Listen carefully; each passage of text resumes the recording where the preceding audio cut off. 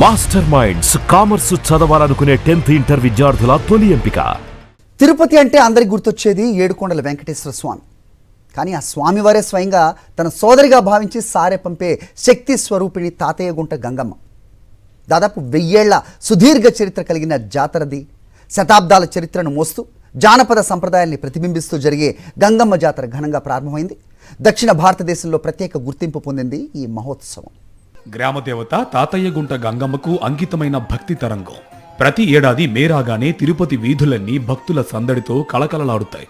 గంగమ్మను తమ రక్షణ దేవతగా భావించే స్థానిక ప్రజలు ఆమెను శ్రీ వెంకటేశ్వర స్వామి చెల్లెలుగా భావిస్తూ అపార భక్తితో ఆరాధిస్తారు. ఈసారి మే 5న ప్రారంభమైన జాతర వారం రోజుల పాటు కొనసాగి మే 12న ముగినుంది. ప్రారంభం నుంచి ముగింపు వరకు పూజలు, ఊరేగింపులు, సంప్రదాయ కార్యక్రమాలు నిరంతరం కొనసాగుతాయి. చరిత్రను తిరగేస్తే ఈ జాతర దాదాపు 1000 ఏళ్ల పురాతన సంప్రదాయం. ఒకప్పుడు ప్రజలను వేధించిన పాలుగాడిని సంహరించి మాతంగి రూపంలో ప్రజలకు రక్షణగా నిలిచిన గంగమ్మ కథ ఈ ఉత్సవానికి ఆధ్యాత్మిక గంభీరతను అందిస్తోంది. జాతరలో ప్రధాన ఆకర్షణగా నిలిచేది భక్తుల వేషధారణ. పురుషులు సైతం చీరలు కట్టుకుని మహిళల వేషంలో దర్శనానికి రావడం, భైరాగి బండ, దొర, మాతంగి వంటి విభిన్న వేషాలు ధరించడం జాతరకు స్పెషల్ అట్రాక్షన్. కొందరు భక్తులు తిట్లు పలకడం కూడా ఆచారంలో భాగమే.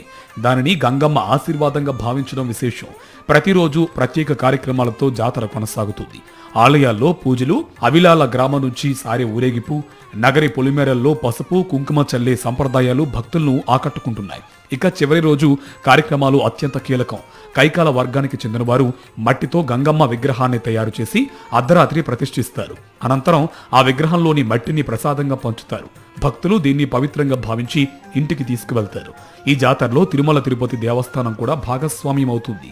గంగమ్మను స్వామివారి చెల్లెలుగా భావించే సంప్రదాయం ప్రకారం సారె సమర్పణ కార్యక్రమం వైభవంగా నిర్వహిస్తున్నారు. బుధవారం నుంచి ఒక్కొక్క రోజు ఒక్కొక్క వేషం వేసుకుంటూ వచ్చి అమ్మవారి భక్తులందరూ అమ్మవారి ఆశీస్సులు పొందుతారు.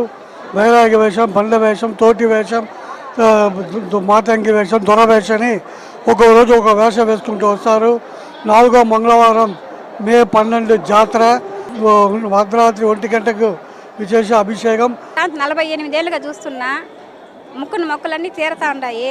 నమ్మకమైన అమ్మ. మేము పెట్టుకునేది పాలు పొంగలే మామూలుగా చిన్నప్పటి ఆలించి, ఎవరు అలవాట్లు వాళ్ళవి. ఇప్పుడు మాకు ఈ మధ్య నిలిపేసిన్నాము. ఇప్పుడు మళ్ళీ స్టార్ట్ చేసి అంటే మాకు కష్టాలు పడాలిగా మళ్ళీ ముక్కొని ఉన్నాం.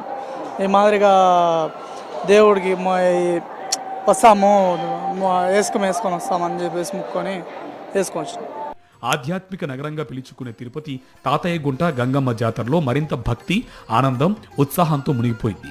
గంగమ్మ జాతర కేవలం ఒక పండుగ మాత్రమే కాదు, ఇది తిరుపతి సంస్కృతి, విశ్వాసాలు, జీవన విధానానికి ప్రతిబింబం. ఏటా వేలాది మంది భక్తులు పాల్గొని ఈ ఉత్సవాన్ని మరింత వైభవంగా మార్చుతున్నారు.